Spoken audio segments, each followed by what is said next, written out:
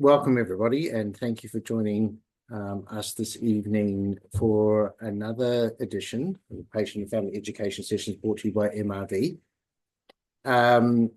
This is the fourth session for the year, and they have been specifically designed by members of the Centre for Research Excellence, which MRV founded, with an organising committee and with significant input from our patient advisors and their families regarding how to bring specific information to people who may want that for their specific circumstances, rather than in a general forum or a lecture type series. So this is a new format for us this year. We think it's been very successful, and Jaya and Sherry would be very grateful for your feedback in the session, which will help us formulate sessions for the future.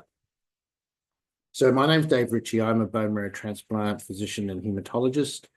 It's been my pleasure to be part of the MRV family since its inception, now a little over 10 years ago, that we first brought the first group of board members, family members, and ultimately MRV office people together. And really in that time, MRV has gone from strength to strength, and being fundamental in changing some of the mindset regarding bone marrow failure syndromes in Australia through the application of novel research ideas.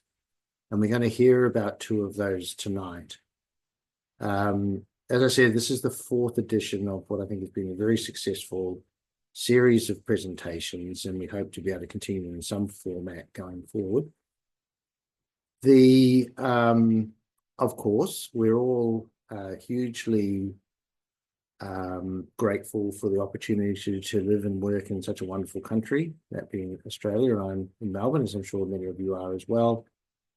But wherever we're calling in from today, I think just a moment's thanks to the traditional owners is at the very least the polite thing to do, and to recognise that their curation of the land before we got here was millennium long, and for that and for their ongoing and enduring connection to country and to the wider Australian community and culture, I'd like to pay my respects to their elders past and present, and to welcome specifically any Aboriginal and Torres Strait Islanders who may be with us this evening. So we will move on to the main event, which is our presenters, because that's the most important thing. But I think just one little side note, which is for any person who has experienced complex medical journey, and I'm sure many, if not all of the people here have experienced in that in some way, whether it be patient, family member, or medical professional. We will know this. The next statement that I say is a fundamental truism, which is that every person's journey, whether they be a patient, a family member, a loved one, a carer, or a member of the caring team, the treating team, knows that the patient's journey is improved the more time they get to spend with specialist nurses and specialist allied health members. This is a truism which, unfortunately, the demand outstrips the supply in many of our health services, but was the fundamental experience of the Riewoldt family, and Fiona in particular. And with that philosophy in mind, we sought a number of years ago to establish a fellowship for research in bone marrow failure syndrome, specifically aimed at promoting the opportunities for research from senior nurses and allied health professionals. And we have two outstanding speakers today who represent both recipients of that specific scholarship, that specific fellowship, and who represent in Rachel a senior nurse, and in Alice a senior allied health professional. And it is my personal professional experience that the standard of care to patients with complex medical needs, including bone marrow failure syndromes, is fundamentally dependent on the presence of such professionals. So with that opening statement in mind, and I hope I can't see many of the participants, so I'm hoping that you're all nodding in furious agreement. We will be moving on to their presentations, and then we'll hopefully have some time at the end to ask and answer some questions, or just generally have some general discussion. So with that in mind, our first speaker tonight is Rachel Edwards. Now, Rachel is a senior nurse, as I've mentioned. She has substantial experience in caring for people with a range of hematological disorders. And we've been very, very lucky to have her as part of the MRV family. She was the inaugural recipient of the award that I mentioned before, the Fiona Riewoldt Nursing and Allied Health Fellowship. And she'll be giving us some really remarkable insights into her project. And we were particularly delighted to hear of Rachel's news that we perhaps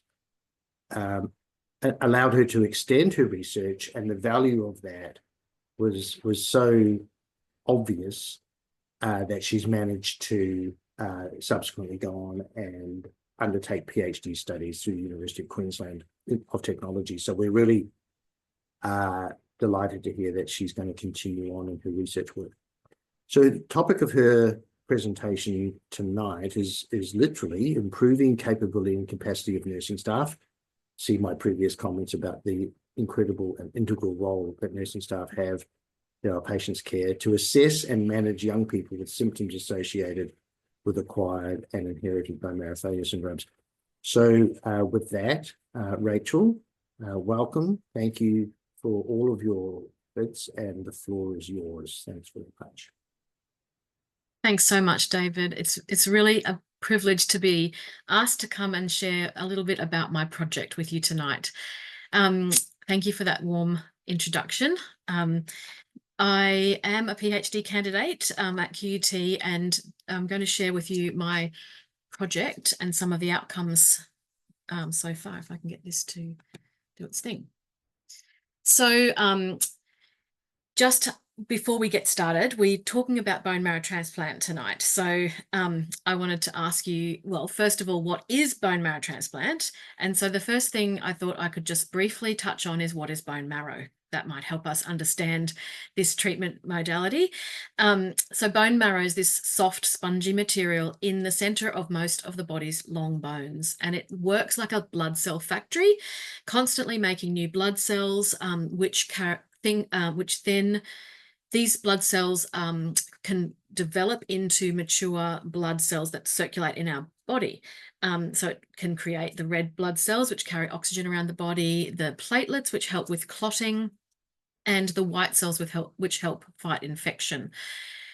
So bone marrow transplant is a really complex treatment, and it can cause serious side effects. And you might have heard of bone marrow transplant or stem cell transplants being used in the treatment of cancers like leukemia, but it's also used in the bone marrow failure syndromes, such as severe aplastic anemia or myelodysplastic syndrome and others.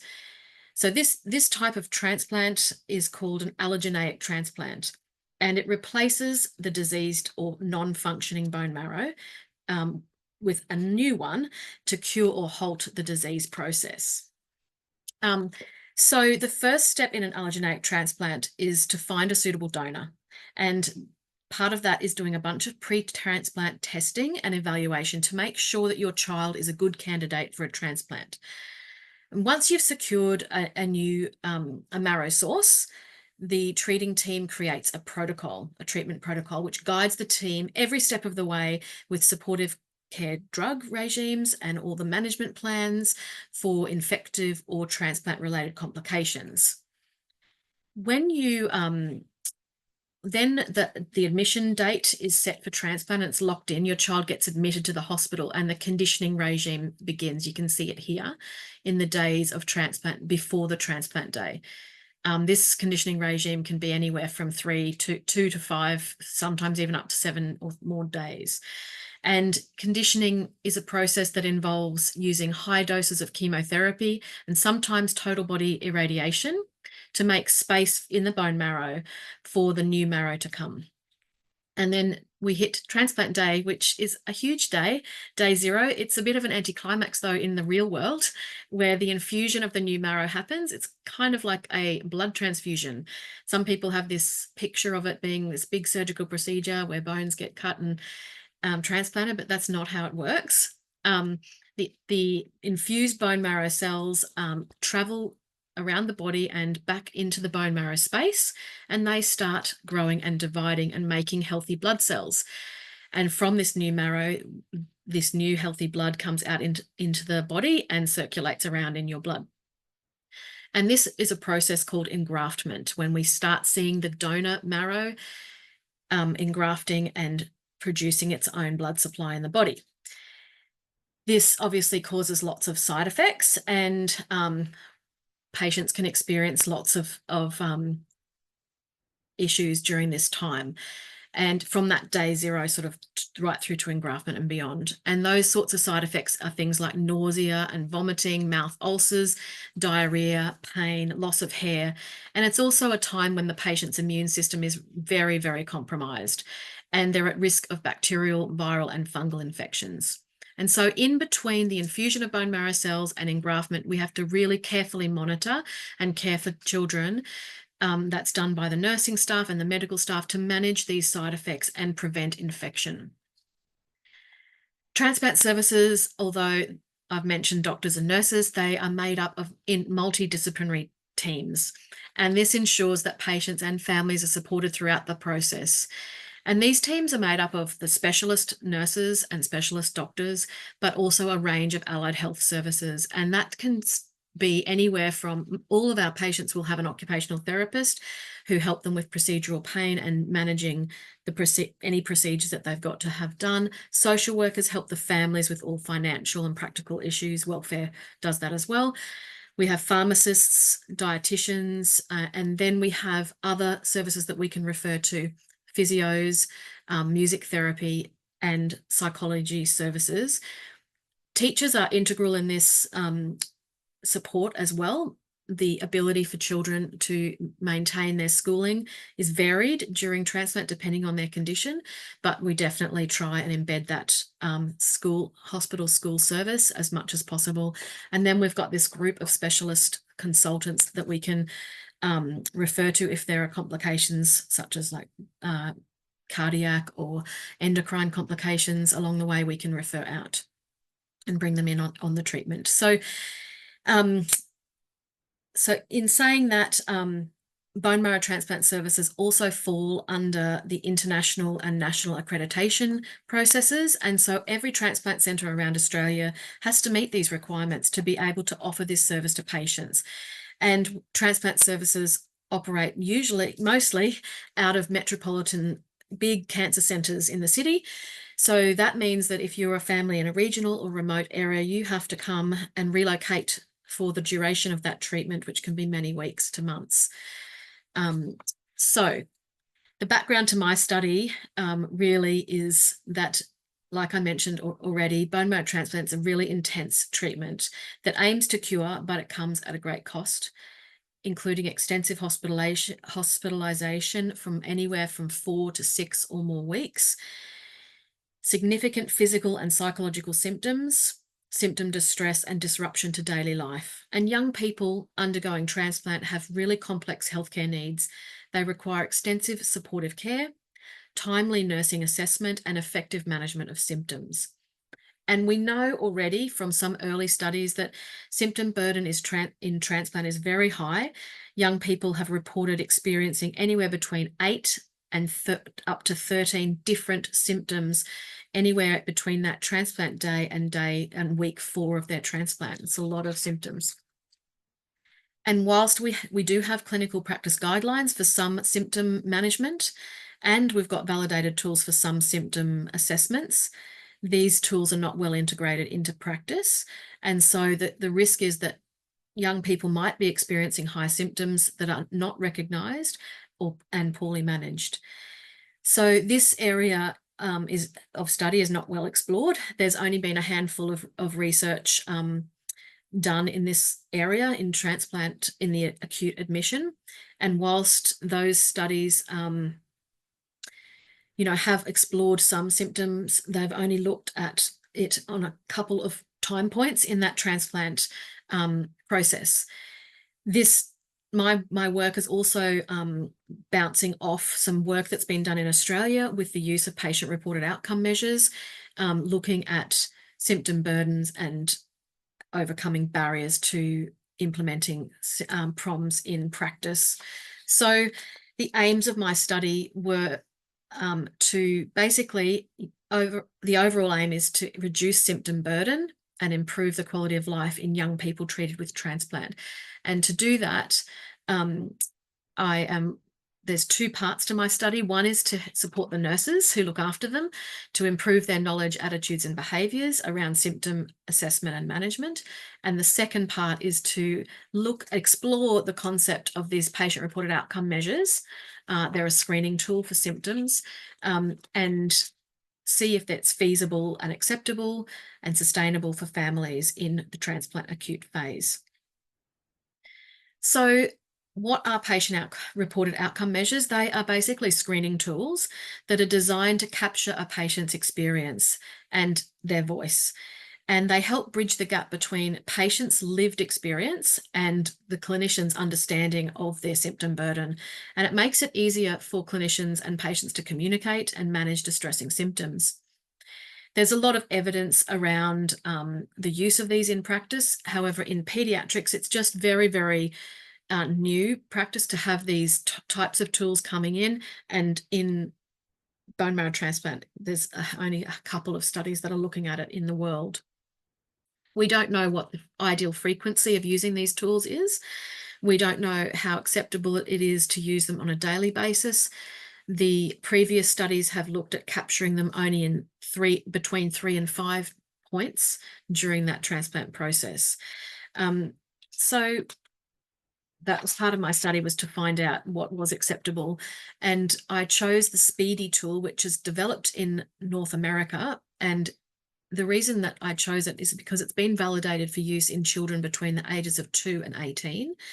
It's also been validated in Australia in a previous study, and it actually measures symptom bother, not whether the child has a symptom, but how much a symptom is bothering that child, which is sometimes a bit different. And it uses a 5-point scale, so the children can rate their bother either today or yesterday, from 0 being not at all bothered to 4 being extremely bothered. And there's 15 different symptoms on the scale, and these are so I've just grouped them into the 3 different categories, but physical symptoms, psychological symptoms, and gastrointestinal symptoms. And so these are the questions that they're being asked. When we were looking at this study, the transplant service that I work in has about 45 transplants a year. So we aimed to collect 20 patients in the study, their data. And so far we recruited 16 in this study. 30 were screened, 22 was deemed suitable, and 16 consented. And from those 16 patients, we were actually able to capture 243 PROM data sets, which is amazing. And I want to share a little bit about what that looked like. I don't know if is this black thing in your screen? You can't see a black strip across there? Okay, great. So when we asked, so for the symptoms that children said were causing them a lot of bother, or they were extremely bothered by them, these are the symptoms that stood out the most. Diarrhea, feeling more or less hungry than usual, so changes to appetite, pain other than headaches, so that's a big one, and feeling tired, so fatigue's a huge thing, and mouth sores, and sleeping more or less than you usually do. So sleep disturbance, those were the top 5, and you can see there's a lot here. And interestingly, we were quite interested in the psychological symptoms, because this was an area that nurses do not have screening tools for, and they're not trained to assess psychological symptoms in their undergraduate training. So interestingly, these are the little psychological symptoms down the bottom here. They didn't rate as highly as these physical ones, but there were still 63 records of patients where they were extremely or a lot bothered by these feelings of being angry or worried or sad, or changes in the way their body or face looked. And so we need to do a little bit more analysis on that in terms of what the timelines were for these patients that were experiencing these. And then when a child said that they were a lot or extremely bothered, we then asked them if these symptoms were addressed as part of usual care. And you can see here, the blue bar graph is basically saying yes, they were. So you can see for the physical and gastro, and these are other physical ones, these are all really highly acted on because we've got drugs to give or we've got guidelines around how to manage them, whereas the psychological symptoms were less. And they were definitely less in terms of, they were only addressed in 58% of the time, in contrast to the other ones which were addressed between 80 and 90% of the time. So when we asked some of the quotes that came through, I just wanted to share a couple with you. So this is week 1 of transplant. This child, a 12-year-old, day -1, they get a nasogastric tube inserted, and that caused a lot of distress and anxiety leading up to it.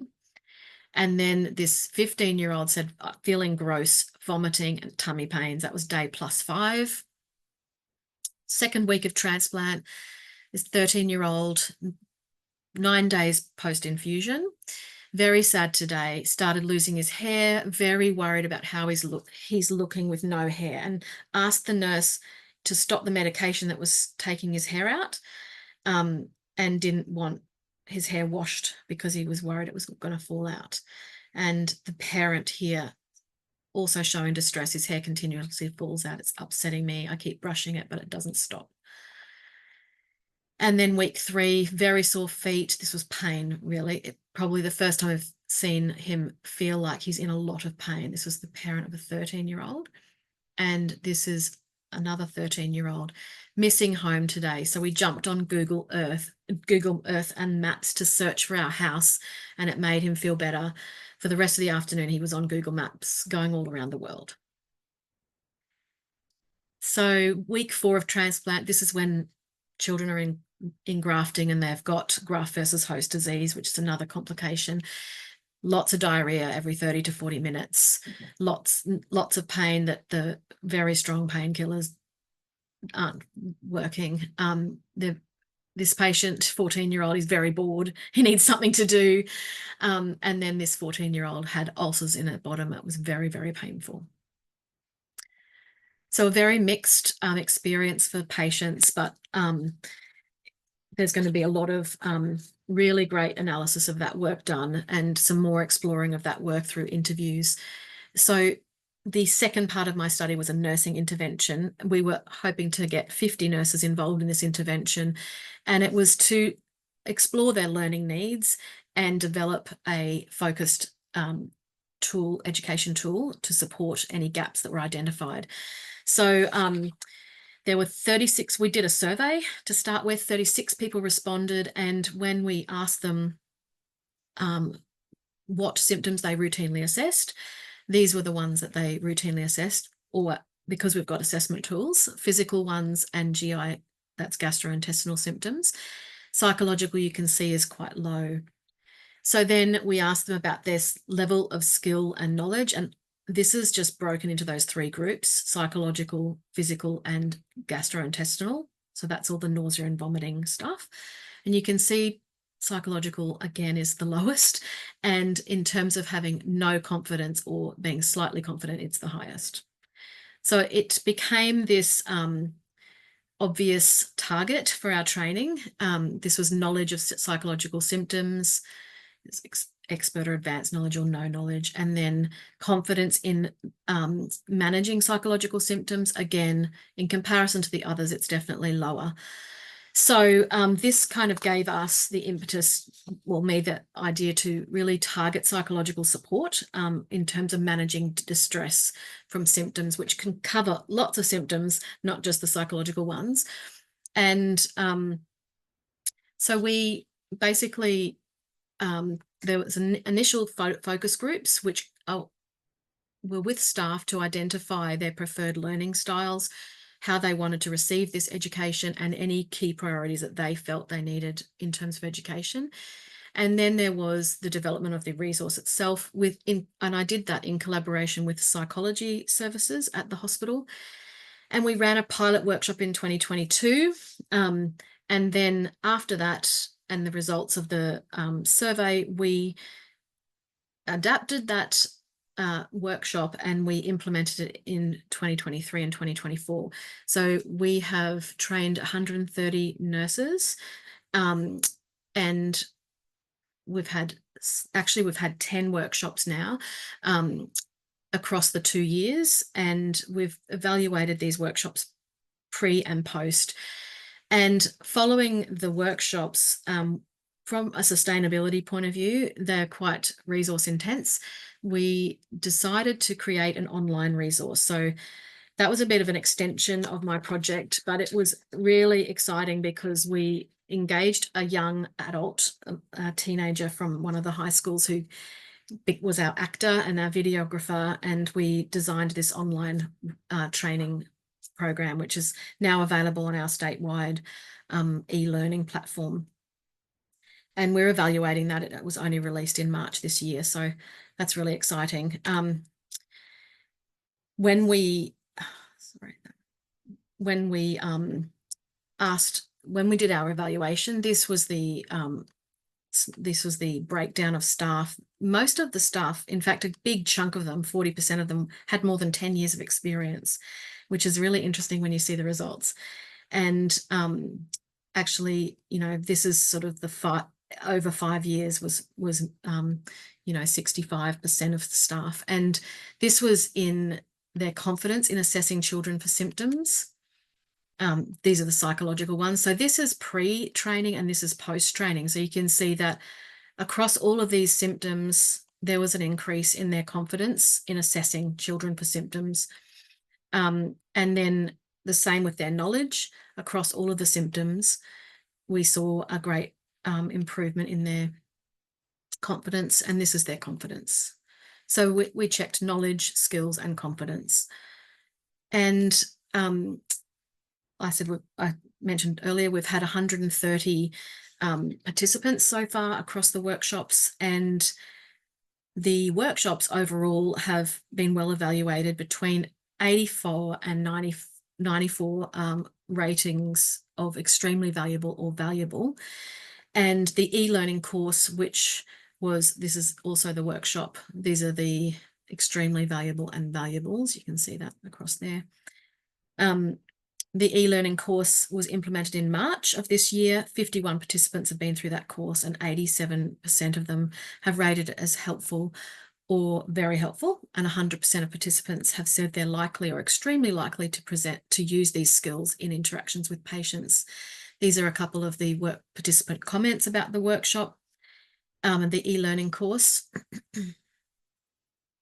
It has videos of exemplar interactions between patients and nurses, and yeah, it was quite a lot of fun making that. So in terms of this pilot project, it has been completed. The last patients were finished recruitment at the end of October, and so data analysis of all of that is going to happen earlier in the year, and my PhD will finish hopefully at the end of next year. In terms of ongoing work, though, David mentioned I've received a fellowship for another additional 3. I've actually received an additional 3 years of fellowship funding through Cole Reynolds, the Kids Cancer Project, to continue this work and expand it into a national, hopefully an implementation study where we look at implementing PROMs into routine practice, and also to conduct some semi-structured interviews to explore the patients' and families' experience of using the PROM around acceptability, any barriers, and then also the nursing staff perceptions of symptom distress and how it affects them. So a bit more work to be done, but this project has been an extremely valuable one, and I'm very grateful for the funding for the Fiona Riewoldt Nursing and Allied Health Fellowship. I could not have done this work without it. It's just allowed me to step out of my clinical role and do the research. And the clinical team at the hospital transplant service has been amazing with recruiting patients, and the young people and their families. I'm very grateful to for their contributions. My academic supervisors, Professor Natalie Bradford and Professor Samantha Keogh. So thank you. Thanks very much, Rachel. That's super work. Every time I hear it, it's just really, so impactful in such an innovative way to get to a better understanding of the distress that patients and their families go through, and be able to respond to them in a more meaningful way. So, with that in mind, thank you so much to our two presenters, Rachel, Alice, always a delight. And thank you to even though I'm part of MRV, thank you to MRV for the insights and in supporting specifically nursing and allied health research opportunities. It is core to the principles that MRV stands for.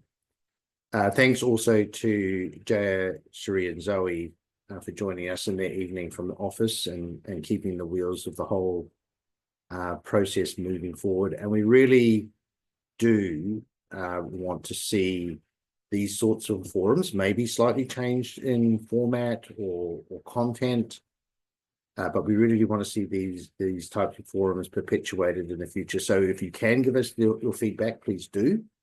We do take it seriously, and there is a symposium and events organizing committee, which I don't chair, chaired by someone who is much more talented than me, who looks at these and coordinates the committee, and there's consumer representation generously provided for that committee as well on how best to allow these forums to be formulated and to reach the people that matter, which is patients and their families.